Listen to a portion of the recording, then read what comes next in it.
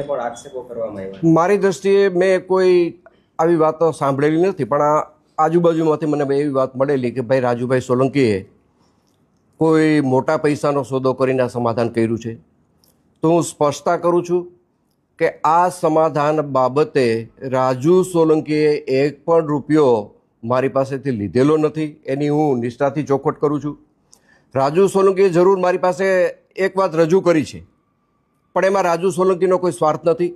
રાજુ સોલંકીએ મારી પાસે એ વાતનો પ્રસ્તાવ મૂક્યો હતો કે હું અમારા સમાજની ગરીબ દીકરીના સમૂહ લગ્ન કરવા જઈ રહ્યો છું. સમાજ પાસેથી મારે ફાળો લેવાની ઈચ્છા નથી. તમે મને આ સમૂહ લગ્નમાં ભોજન સમારંભના ખર્ચમાં તમારે મને મદદ કરવાની છે અને આ ભોજન સમારંભ તમારે મને કરાવી દેવાનો છે. અને એમાં મેં રાજુને હા પાડેલી છે. બાકી રાજુએ કોઈ રોકડા પૈસાની વાત, કોઈ સમાધાન પેટે સોદાની વાત રાજુ સોલંકીએ મને ક્યારેય કરેલી નથી. રાજુ સોલંકી ક્યારે એક પણ પૈસાનો મારે વહીવટ થયેલો નથી.